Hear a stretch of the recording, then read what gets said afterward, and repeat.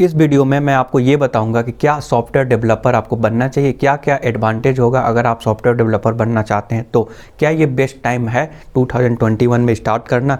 तो software development का ये मैं एक सीरीज लेकर आ रहा हूँ जिसमें आपको जीरो से, फ्रॉम स्क्रैच से, कुछ भी नहीं आता है ना सॉफ्टवेयर के बारे में, तो वहाँ से मैं आपको बताऊँगा एडवांस लेवल तक।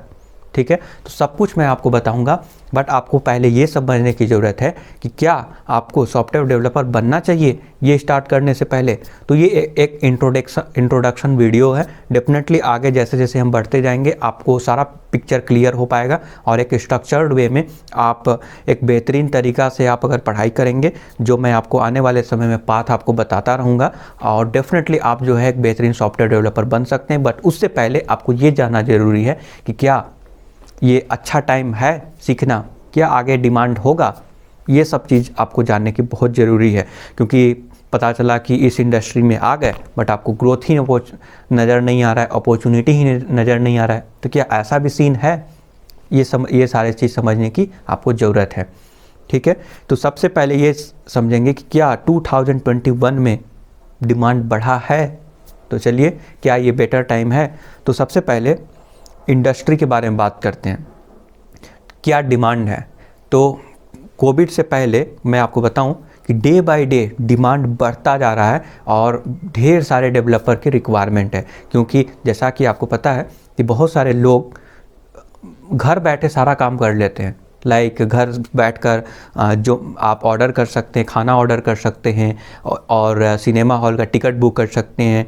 कहीं आना जाना है तो उसका ऑनलाइन चेक कर सकते हैं, टाइम क्या है, कब आएगा, कब बस आएगा, कब ट्रेन आएगा, सब कुछ घर बैठे आपको सारा सूचना मिल जाता है, सब कुछ मिल जाता है। घर बैठे आप पढ़ाई कर सकते हैं, रिसर्च कर सकते हैं, रिसर्च एंड डेवलपमेंट का काम कर सकते हैं, सब कुछ घर बैठे आराम से आप कर सकते हैं। तो ये सारा सुविधा कौन प्रोवाइड किया है? यही आईटी इंडस्ट्री। तो डेफिनेटली मैं आपको बोलूँगा कि ह्यूज डिमांड है, डिमांड की तो कोई कमी नहीं है, और जितने भी डेवलपर आएंगे ना वो कम ही पड़ जाते हैं। अगेन मैं आपको बोलूँगा कि इतने सारे इंडिया में डेवलपर हैं, आईटी इंडस्ट्री में काम करते हैं, बट वो भी कम पड़ जाते हैं। कई सारे काम होते हैं, कोई एसईओ कर रहा है, कोई फ्रंट एंड कर रहा है, कोई बैक एंड कर रहा है। आने वाले समय में सब कुछ मैं बताऊँगा, जस्ट मेरे साथ बने रहिए। तो डेफिनेटली मुझे लगता है कि ह्यूज स्कोप है यहाँ पे, इसमें कोई डाउट नहीं है। अनदर सेक्टर के बारे में बात करें तो वहाँ से देखिए, ऐसा नहीं है कि आईटी सेक्टर में ही सबसे ज़्यादा ग्रोथ है और बाकी कहीं भी नहीं है, ऐसा भी नहीं है। But as compare to other sector, IT company में काफ़ी ज़्यादा ग्रोथ है। नाउ कोविड-19 की वजह से क्या इस इंडस्ट्री पे असर पड़ा है ये भी समझ लीजिए। तो अगर मैं आपको बताऊं कि कोविड-19 में जो सबसे बेहतरीन प्रदर्शन किसी भी इंडस्ट्री का रहा है, तो no doubt IT industry. Now जो ऐसे लोग जो इंटरनेट की दुनिया और ऑनलाइन की दुनिया से बाहर थे, जैसे गांव में लोग रहने वाले जो टीचर्स थे, जिनको ज़्यादा कुछ पता नहीं रहता था और ज़्यादा हैबिचुएट नहीं थे इंटरनेट वगैरह का इस्तेमाल करने के लिए, वो वेबसाइट कैसे विजिट करना है ज़्यादा नहीं करते थे ऐसे काम, फॉर्म कैसे ऑनलाइन फिलअप कर सकते हैं, ऑनलाइन क्लासरूम, ऑनलाइन क्लास कैसे ले सकते हैं, नहीं पता था कुछ भी। बट नाउ कोविड-19 की वजह से सब लोग लॉकडाउन में घर पे बैठे और घर में बैठकर ही सारा कम्युनिकेशन, सारा काम जो है संपन्न कर पा रहे थे, because of this IT industry. इसके लिए अब जो भी कंपनी थे ना, उनके ऊपर प्रेशर बढ़ गया कि अब ह्यूज डिमांड आ गया कोविड-19 की वजह से। कई सारे प्रोजेक्ट्स क्रिएट हो गए, प्रोजेक्ट्स के डील साइंस हो गए, और आज मैं आपको बताऊं कि कोविड-19 की वजह से जितने भी आईटी कंपनी हैं वो प्रॉफिटेबल हैं, प्रॉफिट कर रहे हैं। नाउ उनको सब कुछ समझ में आ गया कि आने वाला इंडस्ट्री कोविड-19 की वजह से सब कुछ चेंज होने वाला है। सब लोग घर बैठे हैबिचुएट हो गए हैं, मैक्सिमम लोग। अभी भी कुछ लोग, गाँव के लोग, पता नहीं है कि इंटरनेट क्या है, उनको कुछ भी नहीं मालूम है, राइट। उन लोग 50-60 रुपये देकर कुछ फॉर्म फिलअप कराते होंगे, कुछ प्रिंट आउट वगैरह निकालते होंगे, अभी भी ये सीन है। बट अगेन मैं बोलूँगा बहुत कई सारे लोगों को अब ये अवेयरनेस आ गया है और इसका लाभ उठा पा रहे हैं। तो ह्यूज स्कोप बढ़ गया है कोविड-19 की वजह से। और मैं आपको बताऊं, TCS, HCL, जितने भी आईटी कंपनी है ना, सब प्रॉफिट किए हैं, गुड प्रॉफिट किए कोविड-19 की वजह से। ठीक है, और मैं आपको बता दूं इंटरेस्टिंग फैक्ट, सारे इंडस्ट्री अफेक्ट हुए हैं, बट कोविड-19 की वजह से आप और हमारे जैसे लोग जो सॉफ्टवेयर इंडस्ट्री में काम कर रहे हैं, घर बैठे काम कर रहे हैं। मैं भी वर्क फ्रॉम होम कर रहा हूँ। आई थिंक आप भी वर्क फ्रॉम होम कर रहे होंगे। अगर आप पहले से जॉब कर रहे हैं तो, नहीं कर रहे हैं तो फिर हो सकता है आने वाले समय में ट्रेंड ही बन जाए, और क्योंकि कॉस्ट कम पड़ जाता है कंपनी को, तो हो सकता है कि अगेन कॉस्ट रिड्यूस हो रहा है तो हो सकता है ये परमानेंट ही कर दे। कुछ ओकेज़न में आपको ऑफिस जाने की ज़रूरत है, घर से ही सारा काम हो रहा है तो क्यों ऑफिस जाना, ज़रूरत पड़ेगा तो जाइए। ऐसा हो सकता है, आने वाला ट्रेंड भी चेंज हो रहा है। तो एक ग्रेटेस्ट एडवांटेज है, घर बैठे फैमिली के साथ रहते हुए आप रिसर्च एंड डेवलपमेंट कर सकते हैं, सॉफ्टवेयर डेवलपमेंट कर सकते हैं, सब कुछ बेहतरीन तरीक़ा से चल सकता है, जो कि ये काफ़ी अच्छा चीज़ है। नाउ अब तक तो ये समझ ही गए होंगे कि आपको 2021 में डेवलपमेंट सीखना बहुत ज़रूरी है। अगर यहाँ पे सीखते हैं, इस इंडस्ट्री में आते हैं, तो कई सारे बेनिफिट्स का लाभ उठा पाएंगे और ह्यूज डिमांड है, कई सारे जॉब यहाँ पे अवेलेबल है। तो डेफिनेटली अब उन सारे रिक्वायरमेंट को फुलफ़िल करना, आप जैसे लोग अगर नहीं आएंगे तो कैसे होगा। आप जैसे लोगों को आपको सीखना पड़ेगा और इस इंडस्ट्री में कदम रखना पड़ेगा, ताकि आपको ज़्यादा से ज़्यादा एडवांटेज मिल सके इस आईटी इंडस्ट्री का। नाउ इससे पहले आपको कुछ और बातों को समझने की ज़रूरत है। ये तो क्लियर हो गया कि सॉफ्टवेयर डेवलपर आपको बनना बहुत ज़रूरी है, मतलब इस इंडस्ट्री में ह्यूज स्कोप है, तो आपको बनना चाहिए। मेरे अकॉर्डिंग आपको सॉफ्टवेयर इंडस्ट्री में आना चाहिए, क्योंकि यहाँ पर ज़्यादा स्कोप नज़र आ रहा है as compare to other sectors. Okay, now इस सेक्टर में तो मान लीजिए आ गए आप, ठीक है, बट यहाँ पे क्या करेंगे आप, सीखेंगे क्या? यहाँ पे बहुत कुछ होता है। क्या क्या होता है, फॉर मैं एग्जांपल में बता दूँ। जो आप सपोज वेबसाइट, राइट, वेबसाइट बनते हैं, मोबाइल एप्लीकेशन बनते हैं, मोबाइल एप्लीकेशन में iOS है, एंड्रॉयड है, उसके अलग अलग एप्लीकेशन बनते हैं। देन डेस्कटॉप एप्लीकेशन, अब मान लीजिए विंडोज़ आप यूज कर रहे हैं, लैपटॉप यूज कर रहे हैं, उसके भी सॉफ्टवेयर्स आते हैं। कौन बनाता है? एक सॉफ्टवेयर डेवलपर ही बनाता है, वो भी है। गेम्स बनते हैं, बहुत सारे लोग गेम खेलते होंगे, तो कौन बनाता है? डेवलपर बनाते हैं। लिनक्स ऑपरेटिंग सिस्टम, कई सारे ऑपरेटिंग सिस्टम्स भी हैं, तो उन सारे ऑपरेटिंग सिस्टम के लिए भी सॉफ्टवेयर हमारे और आपके जैसे डेवलपर ही उसको बनाते हैं, और उनके कोड के ऊपर ये सारे चीज़ रन कर रहा है। समझ गए? बट आपको लग रहा होगा कि कोडिंग बहुत टफ है, राइट? ठीक है, इसके बारे में और आगे बताऊंगा, बट शॉर्ट में मैं बता दूं, कोडिंग इज़ सुपर ईजी। ठीक है, बहुत ज़्यादा ईजी है as compare to other sector, बहुत ईजी है। बट इसको आगे मैं बताऊंगा क्यों ईजी है, क्या चीज़ है। ओके, बट अभी इतना समझ लीजिए कि इतने सारे चीज़ है, तो इसमें से किसका डिमांड ज़्यादा है, कौन से सेक्टर में जाना चाहिए। अगेन सॉफ्टवेयर डेवलपमेंट तो इतने सारे चीज़ होते हैं, इसके अलावा भी बता दूं कि डिजिटल मार्केटिंग भी होता है।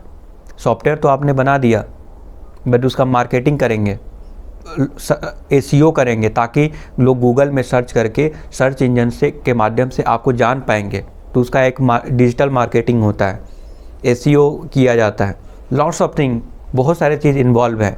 आप कंटेंट तो लिख दिए, इन्फॉर्मेशन करेक्ट है, ब्लॉग सही है, बट कोई जानता ही नहीं है उसको, तो उसके लिए क्या करना पड़ेगा? SEO करना पड़ेगा, सर्च इंजन ऑप्टिमाइजेशन करना पड़ेगा, डिजिटल मार्केटिंग, उसमें कई सारे ट्रिक्स है, टेक्निक्स है, उसको फॉलो करने पड़ते हैं।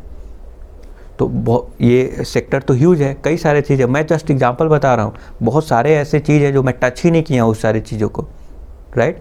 तो जस्ट फॉर एग्जांपल मैं बता रहा हूँ कि इन सारे चीज़ को आपको समझने की ज़रूरत है। नाउ इसमें से किस साइड में आप जाना चाहते हैं, मतलब कौन सा सेक्टर अच्छा है, ज़्यादा ग्रोथ है?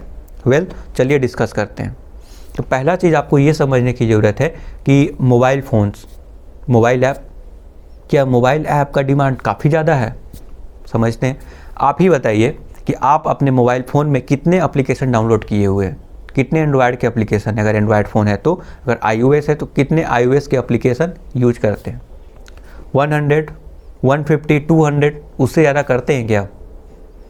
बट मेरा एक क्वेश्चन का आंसर दीजिए कि कितने सारे वेबसाइट विजिट करते हैं एक दिन में? Lots of website.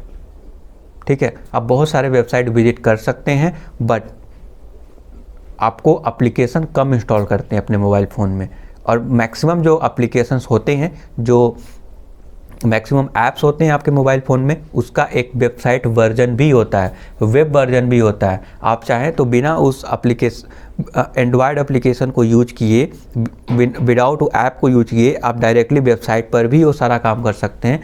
तो अगेन एक ऐप एप्लीकेशन है, उसका वेबसाइट भी है। तो कई सारे ऐसे भी ऐप्स हैं जिसका ऑनलाइन प्रेजेंस भी अवेलेबल है, वेबसाइट्स के माध्यम से भी आप ब्राउज़र के माध्यम से भी एक्सेस कर सकते हैं। ओके, तो आपको ये समझ में आ गया कि मोबाइल फ़ोन में बहुत कम एप्लीकेशन इंस्टॉल करते हैं, राइट, बट वेब एप्लीकेशन इससे ज़्यादा यूज होता है। नाउ चलिए बात करते हैं विंडोज़ एप्लीकेशन। अगर विंडोज़ एप्लीकेशन के बारे में बात करें तो कितने सारे एप्लीकेशन आप डाउनलोड करते हैं? 100, 200, 300 यही होगा ना, बट कितने वेबसाइट आप विजिट करते हैं?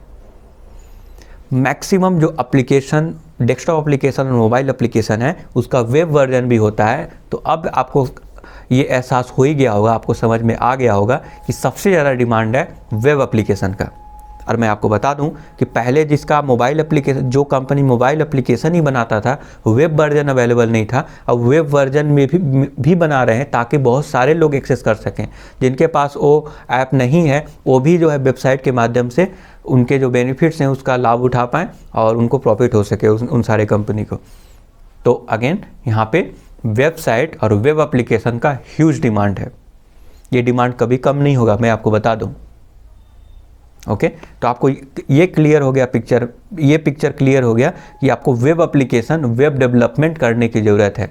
आप चाहे तो इन सारे सेक्टर में भी जा सकते हैं, अगेन नो इशू। बट अगर आप मुझसे, अगर आप सीखना चाहते हैं, मुझसे समझना चाहते हैं सब कुछ, तो मैं जो है वेब डेवलपर हूँ, वेब एप्लीकेशन बनाता हूँ। तो मैं आपको बेटर नॉलेज इसके बारे में दे सकता हूँ। अगर मेरा पर्सनल ओपिनियन देखते हैं तो as compare to other sector, web application का डिमांड काफ़ी ज़्यादा है और आने वाले समय में भी रहेगा। तो डेफिनेटली मैं वेब डेवलपमेंट ही रिकमेंड करूँगा।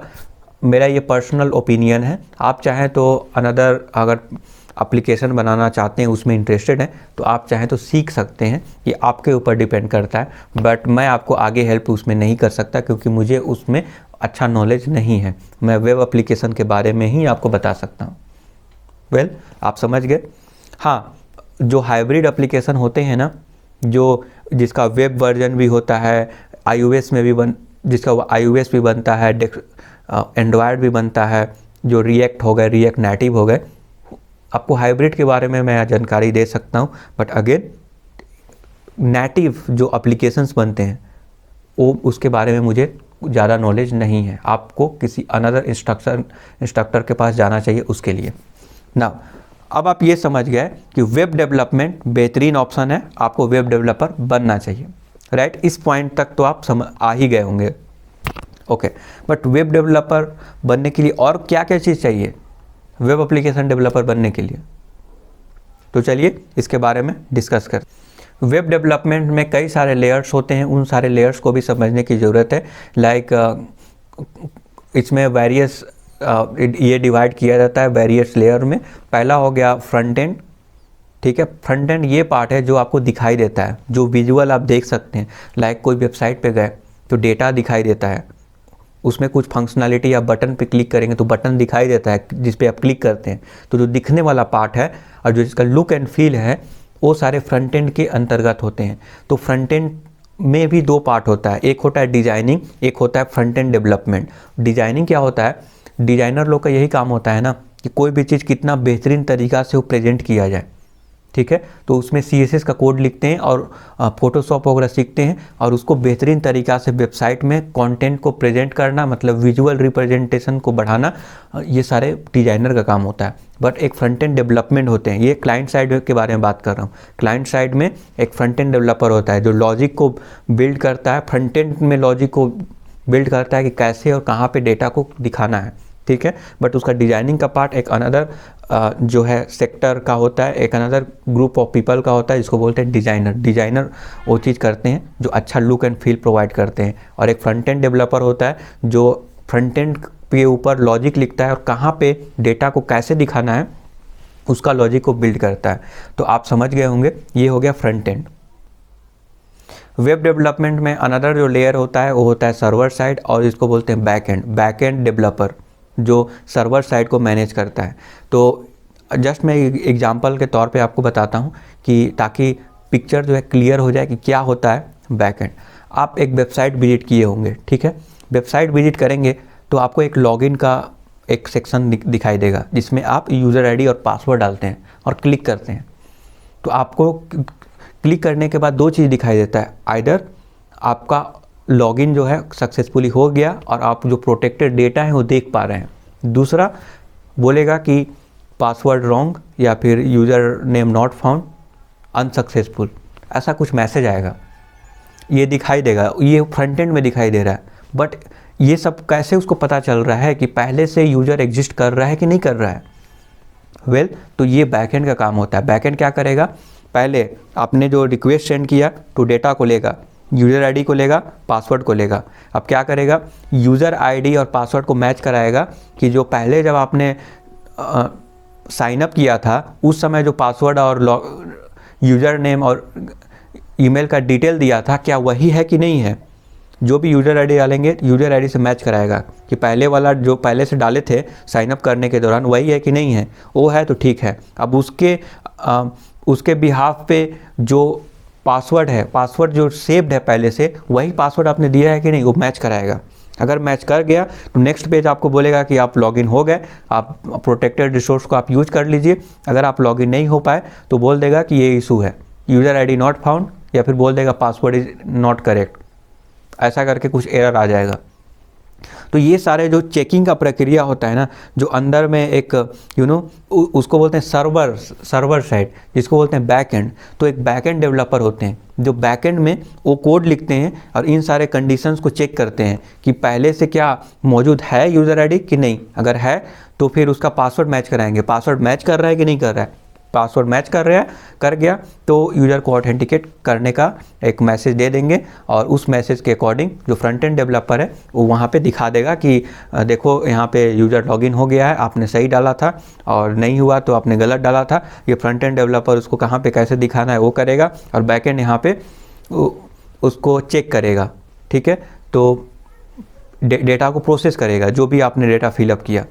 तो आपको ये समझ में आ गया कि ये हो गया back and. Now another layer होता है, वो होता है डेटाबेस। नाउ एक डेटाबेस एडमिनिस्ट्रेटर होते हैं। कई सारे चीज़ होते हैं ना जो डेटाबेस बैकएंड में ही कर देता है, ठीक है।